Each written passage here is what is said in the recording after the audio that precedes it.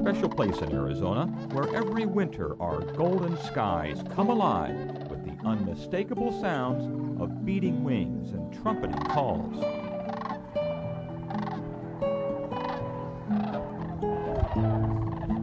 This is the Cibola National Wildlife Refuge. Located in Arizona, it sits a few miles south of Blythe, California, in the floodplain of the lower Colorado River. Surrounded by a fringe of desert ridges and washes, the refuge covers 18,000 acres, and because of the river's life-sustaining water, wildlife here survive in a tough environment that reaches 120 degrees in the summer and receives an average of only 2 inches of rain per year. Historically, this area used to flood, and with the dams that have been placed on the Colorado upriver, the area no longer floods.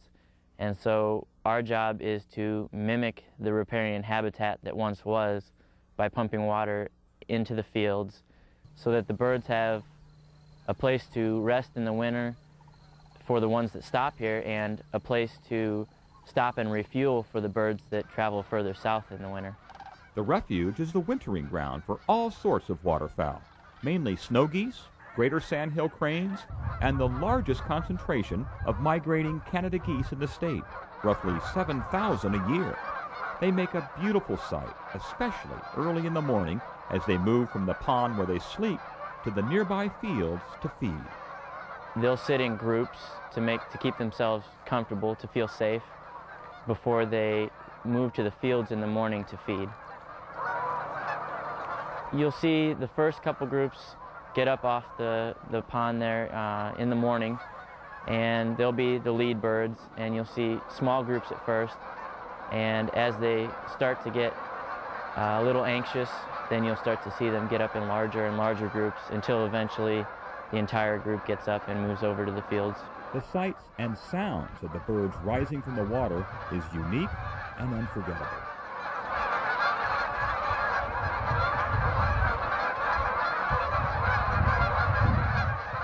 Although the Canada geese far outnumber all the other waterfowl, the snow geese are some of the loveliest birds to watch. That bird is a very beautiful bird. It's quite different from the Canada. They are smaller. While the snow goose is known for its white coloration, the bird is mostly white when it's sitting on the ground and wings at its side. When you see them in flight, you see a white with flashes of black as their wingtips are flapping. You can see the black on the underside of their wings. Now, the sandhill cranes, once they get situated in the fields, it's time for the males to strut their stuff, just to see if any females might be interested, and to let other males know whose territory this is.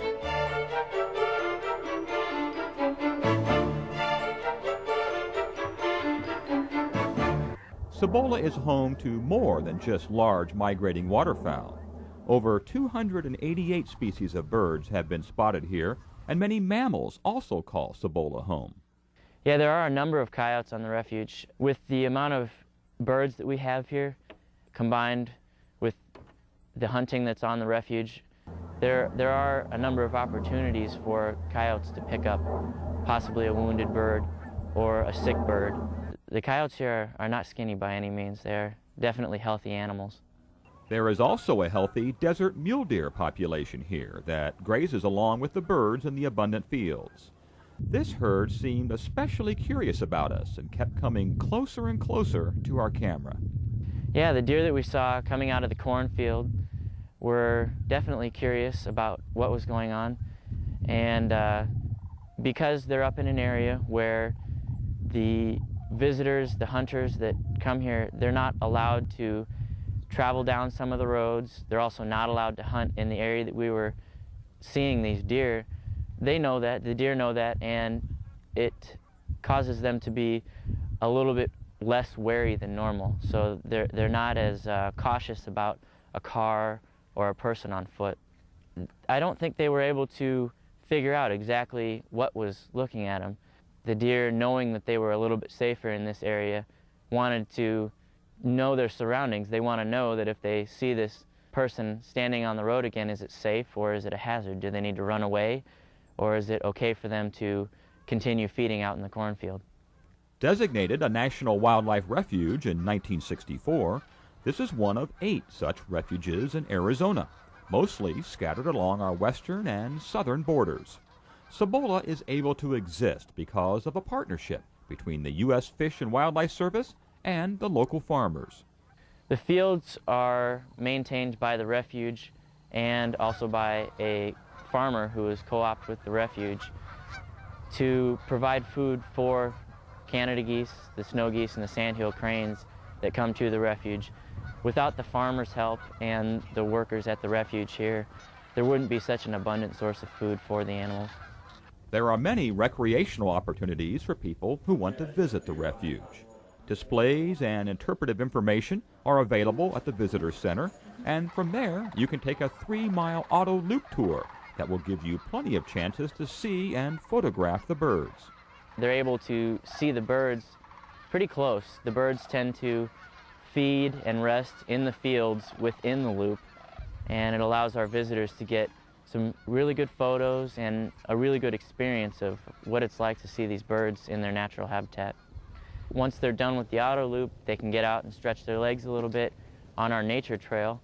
And our nature trail is a 1-mile loop that allows the visitors to get real close to the birds that are still on the pond and get some very good photos and just absorb the beautiful surroundings, the cottonwood trees, the songbirds, the flycatchers, to be able to enjoy the sounds as well as the sights.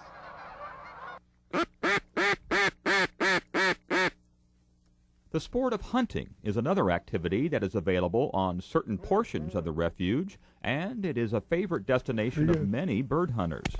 Located within Game Management Unit 43A, contact any Arizona Game and Fish Department office for hunt seasons and licensing.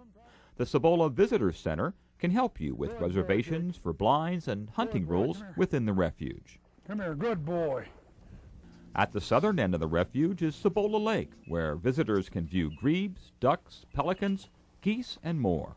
The lake is closed to boating from Labor Day until March 15th to provide wintering waterfowl a safe and undisturbed place to roost, but you can still enjoy watching them from the overlook.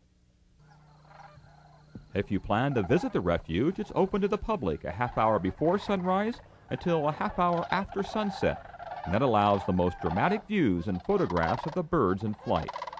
Cibola gets its name from the legendary 7 cities of gold that brought the Spanish conquistadors into North America over 500 years ago. The mythical gold was never found, but this land holds an even greater treasure, a refuge for so many types of wildlife, and quite possibly a refuge for the human spirit as well.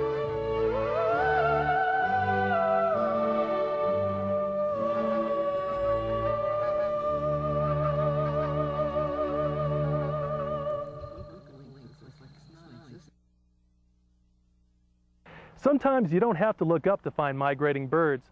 By looking at ground level, you can find some of nature's gems, like the burrowing owl. The sun is setting on another hot summer afternoon in Apache Junction. Nearby, the Superstition Mountains turn purple with the last rays of light. We're standing on a 40-acre parcel. It's old farmland left fallow for a decade or more. Nothing much grows here anymore. Pretty soon, it will become another Arizona housing development. One man walks this field alone, watching and waiting. Occasionally, he stops to look at something his trained eye sees that has potential. But potential for what? Well, this man knows that the hard ground hides a habitat rich in diversity, with the perfect disguise above. Look closer, and you see wooden stakes marking these holes in the ground. They might be rabbit dens, but many provide shelter to a unique species of owl that lives underground, the burrowing owl. The burrowing owl is small as owls go, with a round head and no ear tufts, and yellow eyes with white eyebrows. The owl is sandy colored on the head, back, and upper parts of the wings, and white to cream with barring on the breast and belly and a prominent white chin stripe. They commonly perch on fence posts or on top of mounds in open fields. They are small, only about a foot tall. But the most interesting thing about them is they live underground. The burrowing owls help to control the rodent population in these open fields, and they feed on many insects as well. The burrows they live in provide good shelter and a cool home in the summer. Our man continues his walk looking for burrows. Ironically, these burrows, so effective at providing shelter for these owls, can also become a tomb in places like this, where development is on the way. The burrowing owls are at great risk because of their unique habitat, because they live underground. And as a result of that, especially this time of year, which is nesting season, the females and young spend most of their day underground. So if bulldozers come, they don't fly off, they go deep underground and they stay there. They get covered, they get buried alive. Bob Fox has made it his personal mission to rescue as many burrowing owls as possible before the earth movers arrive. He's good at it too.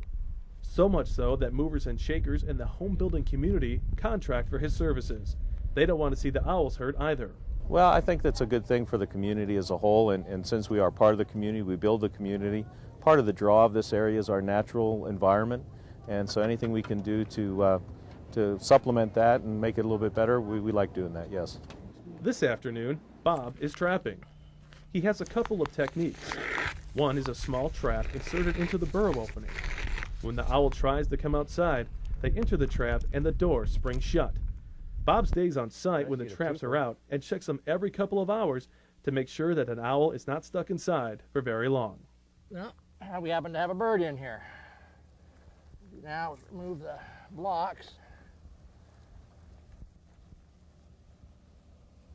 You can see right there we've got, I'll go on this side, take a look at them. Back up. What I'll do, reach in carefully.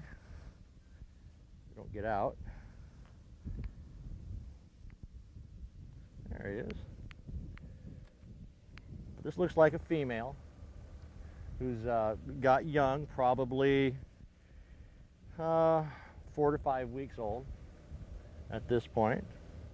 And so what we'll do is we're going to pop this trap back in here so that if there's anybody else inside, they'll also come out into that.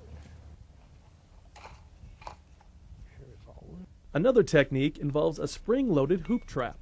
Bob places a few mice in a cage near the trap and waits for some action.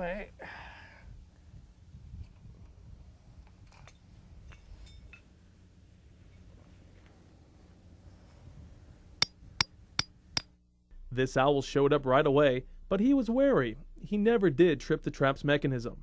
Bob is careful with all wildlife and keeps the mice watered down and unharmed. Or, you know, we have 130. The trapped owls are weighed and measured. We'll say 132 grams. So that tells us it's a female, weight-wise. 34, so that length is, and under 35 is generally going to be a female.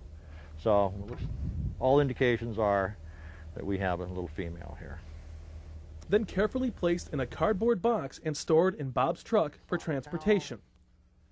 Set her in there, close her up, and we'll put her back in the truck. We've got the air conditioning on, and make sure she stays nice and cool. This is where the second part of Bob's plan comes into play. You see, these birds can't just be released anywhere. It's important they have another burrow to call home and enough prey to survive. In the meantime, Bob takes the owls back to his place, a custom-built burrowing owl aviary where the birds are cared for until they can be re-released. Bob has put a lot of his own time and money into this project and is passionate about saving these small creatures. Anybody who's spent any time at all in the valley just sees the incredible amount of development that's going on, especially in the Southeast Valley, on the Southwest Valley where the old agricultural fields, all the canals, is great habitat for the burrowing owls. So as that's being developed and turned into housing, the burrowing owls are losing their habitat. So we don't want to see these birds hit the threatened and endangered list as their numbers continue to drop. So we had to do something to keep the population stable and do something for the birds themselves. And this project seems to be filling that bill quite a bit. The aviaries here are in top condition and cleaned regularly. Walking inside, we get a close-up view of these amazing creatures and hear their vocalizations.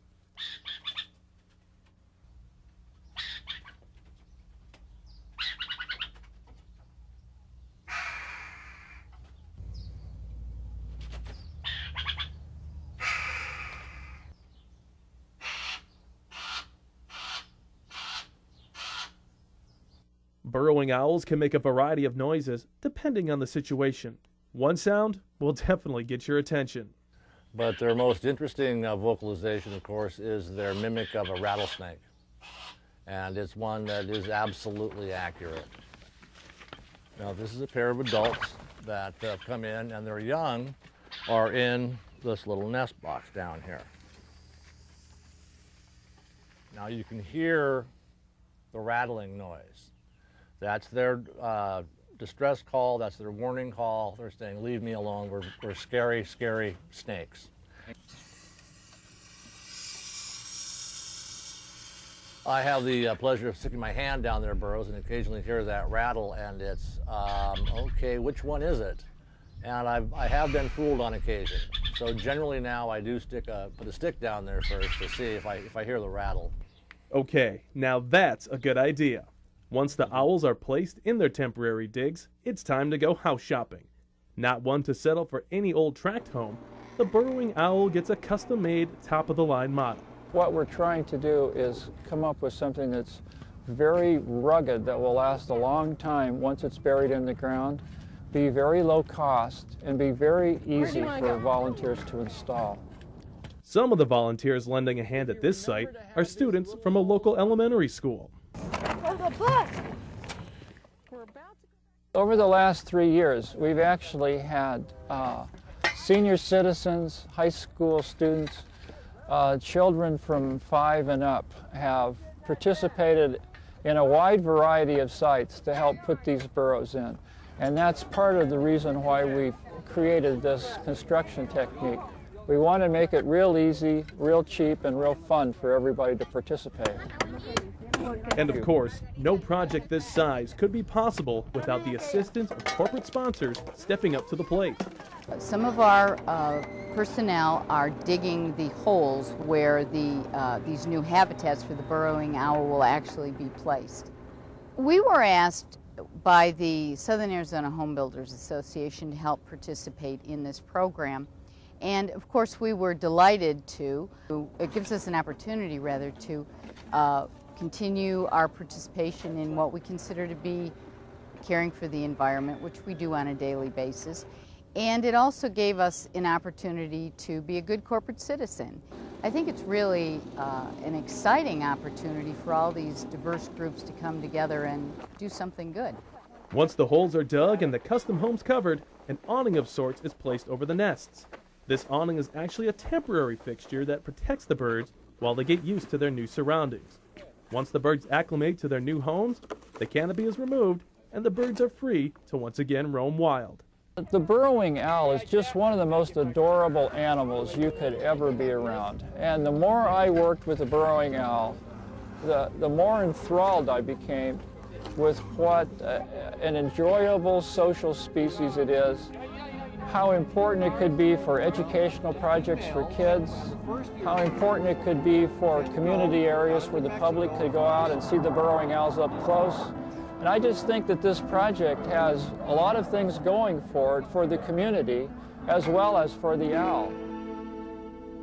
Alamo Lake in western Arizona boasts great fishing and good habitat for native wildlife. As we're about to show you, it's also home to some very interesting non-native species as well.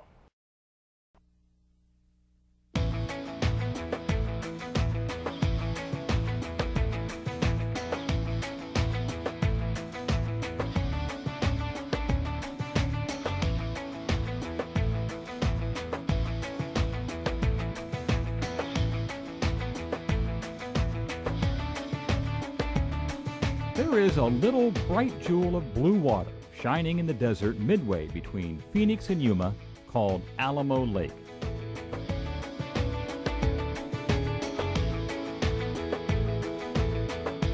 It's not a natural Arizona lake, but very few are, but it's a man-made reservoir created by this earthen dam that plugs a narrow gorge on the Bill Williams River.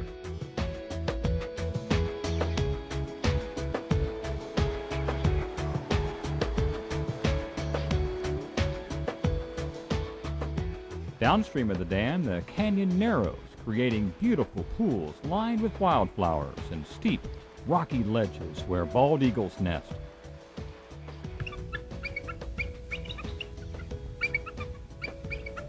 Eventually, the Bill Williams River empties into Lake Havasu.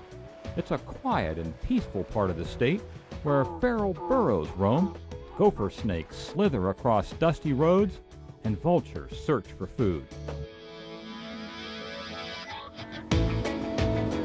No one knows Alamo Lake better than the Arizona Game and Fish Department's own wildlife manager, Stuart Conkey.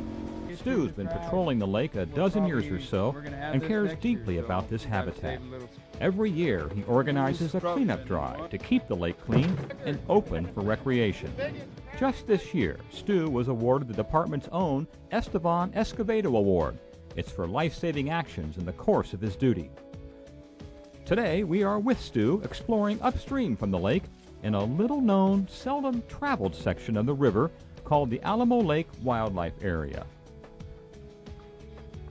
This is a lush riparian area fed by the waters of the Bill Williams River. Managed by the Arizona Game and Fish Commission, this land has been set aside for the enjoyment of current and future generations. Trails are clearly marked for hiking through tall stands of cottonwood trees that line the water's edge. The abundance of water and space attracts all sorts of wildlife, ranging from jackrabbits to quail and even elk. One species of animal not native to this area, but here in abundance nonetheless, are these feral burros. The ancestors of these burros evolved in very arid regions of Pakistan, and thus are well adapted to our Sonoran Desert. Back in the day, prospectors used burros as pack animals as they explored their claims. Over the years, they have multiplied and spread out and can be seen frequently in the area. A male burro is called a jack, and a female is a jenny. They are about 2/3 the size of a horse, with a cream-colored underbelly and a dark brown coat. They are a tough animal. About the only natural predator they have is a mountain lion. Stuart Conkey has seen a lot of them around Alamo and knows how resilient these animals are.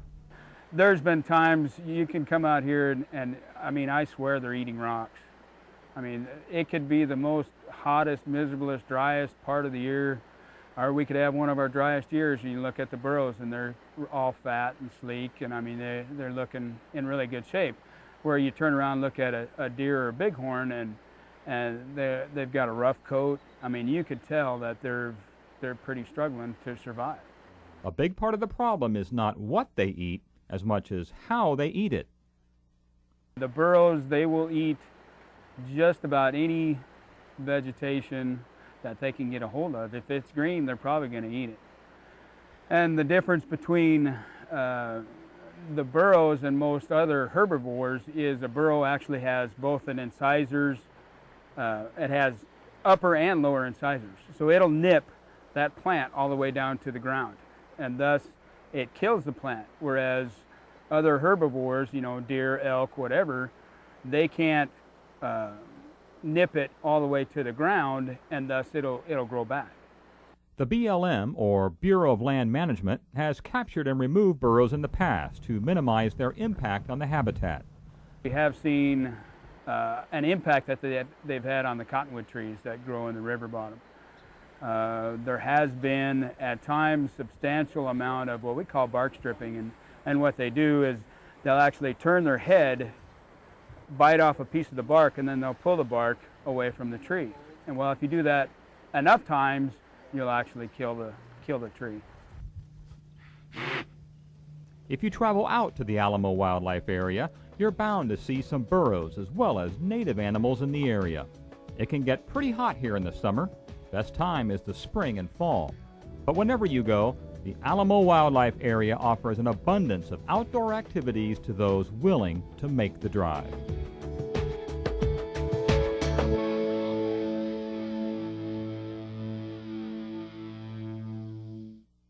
Well, that wraps up our show for tonight. If you'd like any more information on anything you've seen tonight, visit our website at azgft.gov. For producers Carol Lind and Gary Schaefer, I'm your host Ian Satter. We'll see you next time.